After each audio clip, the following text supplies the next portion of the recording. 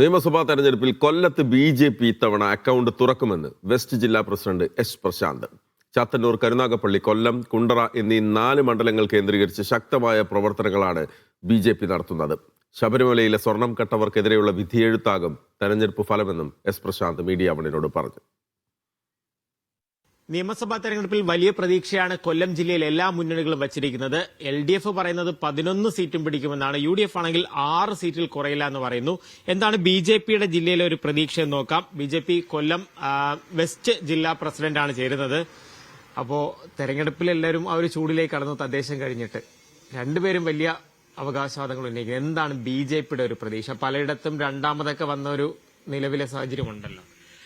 കൊല്ലത്തെ സംബന്ധിച്ച് പറയുകയാണെങ്കിൽ നമുക്കറിയാം, ഞങ്ങളുടെ പ്രതീക്ഷ അല്ലെങ്കിൽ ഞങ്ങൾ ആഗ്രഹിക്കുന്നത് ഈ നിയമസഭാ തെരഞ്ഞെടുപ്പ് കഴിയുമ്പോൾ കൂടുന്ന നിയമസഭാ സമ്മേളനത്തിൽ BJPയുടെ ജനപ്രതിനിധി കൊല്ലം ജില്ലയെ പ്രതിനിധീകരിച്ചുകൊണ്ടുള്ള MLA-മാർ നിരവധി ആൾക്കാരുണ്ടാകും.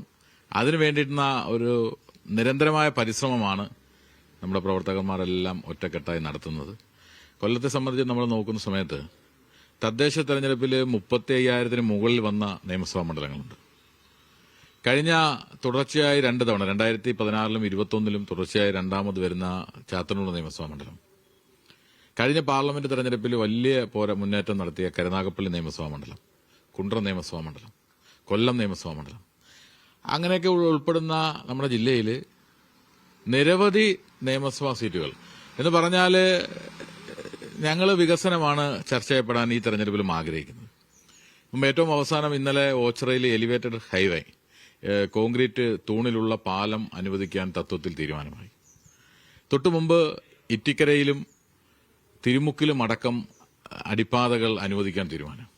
ഇതൊക്കെ BJPയുടെ ഇടപെടൽ. BJPയുടെ സംസ്ഥാന അധ്യക്ഷനായിട്ടുള്ള രാജീവ് ചന്ദ്രശേഖർജി കേന്ദ്ര ഗതാഗത വകുപ്പ് മന്ത്രാലയവുമായി നിതിൻ ഗഡ്കരി അടക്കമുള്ള മന്ത്രിമാരുമായി ചർച്ച ചെയ്തതിന്റെ അടിസ്ഥാനത്തിലാണ്. ഈ തദ്ദേശ തെരഞ്ഞെടുപ്പിൽ കോർപ്പറേഷൻ ഉൾപ്പെടെ വലിയ മുന്നേറ്റം ഉണ്ടാക്കാൻ സാധിച്ചു. 2 പഞ്ചായത്തുകളുടെ ഭരണവും ലഭിച്ചു. അപ്പോൾ അതൊക്കെ ഇതിന്റെ ഒരു തുടക്കമായിട്ടാണോ കാണുന്നത്? കാര്യം തിരുവനന്തപുരം കോർപ്പറേഷൻ പിടിക്കുമെന്ന് പറഞ്ഞ് പിടിച്ചു. ഇനിയിപ്പോൾ നിയമസഭയിൽ കൊല്ലത്ത് അക്കൗണ്ട് തുറക്കുമെന്ന് BJP പറയുമ്പോൾ മറ്റു മുന്നണികളും അതിനെ ആശങ്കയോടെ ഒരുപക്ഷെ നോക്കി കാണില്ലേ? തീർച്ചയായിട്ടും. ഒരുപക്ഷെ ജനങ്ങളെ സംബന്ധിച്ചൊരു ധാരണ BJPക്ക് വോട്ട് ചെയ്താൽ BJP ജയിക്കില്ല എന്നൊരു ധാരണ മുൻകാലങ്ങളിൽ ഉണ്ടായിരുന്നു. പക്ഷേ ഈ കഴിഞ്ഞ തെരഞ്ഞെടുപ്പുകളൊക്കെ സൂചിപ്പിക്കുന്നത് BJPക്ക് വോട്ട് ചെയ്താൽ ജയിക്കും. ഈ സംസ്ഥാനത്തിന്റെ തലസ്ഥാനം തന്നെ പിടിക്കുവാൻ BJP കഴിഞ്ഞു. അത് നമ്മൾ ഏറെ സംബന്ധിച്ച് നമ്മുടെ കേരളത്തിലെ എല്ലാ BJP പ്രവർത്തകരെ സംബന്ധിച്ചും ഏറെ ആത്മവിശ്വാസം ഉണ്ടാക്കുന്ന ഇതാണ് തിരുവനന്തപുരം കോർപ്പറേഷന്റെ ഭരണം. അതോടൊപ്പം തന്നെ നിരവധി നഗരസഭകൾ, പഞ്ചായത്തുകൾ അടക്കം അതേണക്ക് തന്നെ ജനപ്രതിനിധികളുടെ എണ്ണത്തിലുണ്ടായ വർധനവ്, അതൊക്കെ മുന്നോട്ടുള്ള നമ്മൾ ഉയർത്തിയ മുദ്രാവാക്യം വികസിത കേരളവും വികസിത കൊല്ലവുമാണ്. അത് ജനങ്ങൾ സ്വീകരിക്കുന്നതിന്റെ തെളിവാണ് ഉണ്ടായത്. ഇനിയും ഈ നിയമസഭാ തെരഞ്ഞെടുപ്പിൽ ഞങ്ങൾ ഉയർത്തുന്നത് അത് തന്നെയാണ്, വികസിത കേരളവും വികസിത കൊല്ലവും. സാധാരണ BJPയുടെ ഒരു പ്ലാൻ, അവർ ചില മണ്ഡലങ്ങൾ കോൺസെൻട്രേറ്റ് ചെയ്ത് നന്നായിട്ട് വർക്ക് ചെയ്യും. ഈ നേരത്തെ പറഞ്ഞ 4 മണ്ഡലങ്ങൾ തന്നെയാണ് കൂടുതൽ കോൺസെൻട്രേറ്റ് ചെയ്യുന്നത്. ഇപ്പോൾ അത് ഒരു A+ കാറ്റഗറി ആയിരിക്കുമല്ലോ സ്വാഭാവികമായി. അപ്പൊ കൊല്ലം ജില്ലയെ സംബന്ധിച്ച് അറിയാലോ, 11 നിയമസഭാ മണ്ഡലങ്ങളുണ്ട്.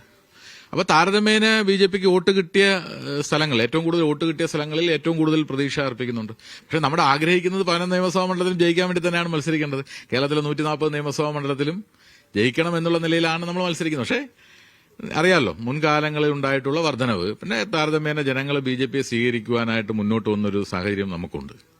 അപ്പം അതൊക്കെ വോട്ടായി മാറും, ജയിക്കും.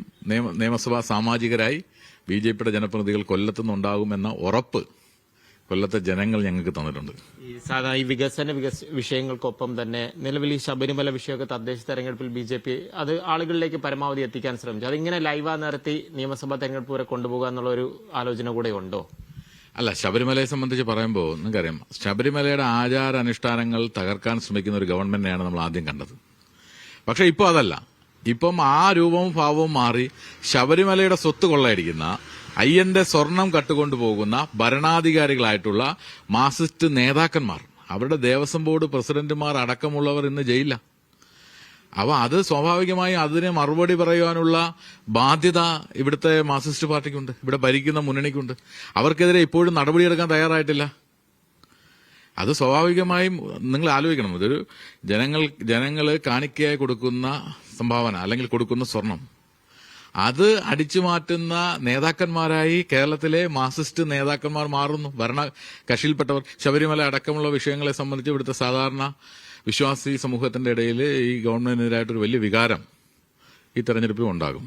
ബി.ജെ.പിയുടെ ഒരു പ്ലാൻ എന്ന് പറഞ്ഞാൽ സാധാരണ ഏതെങ്കിലും മണ്ഡലങ്ങളിലെ ആളുകളെ കണ്ടു കഴിഞ്ഞാൽ പലയിടത്തും വർക്ക് തുടങ്ങി എന്നുള്ളത് നമുക്ക് അറിയുന്ന കാര്യമാണ്. സർപ്രൈസ് സ്ഥാനാർത്ഥികൾ കഴിഞ്ഞ വർഷത്തെ പോലെ ഇത്തവണ ഉണ്ടാവും, അതായത് കഴിഞ്ഞ നിയമസഭാ തെരഞ്ഞെടുപ്പിലെ ഇതിന് സമാനമായ രീതിയിൽ.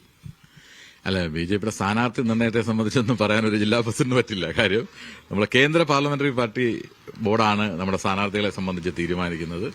തെരഞ്ഞെടുപ്പ് പ്രവർത്തനത്തിന് പാർട്ടി സജ്ജമാണ്. പോസിറ്റീവായി തന്നെ കാണുന്ന ഈ തെരഞ്ഞെടുപ്പ് 100% പോസിറ്റീവ്.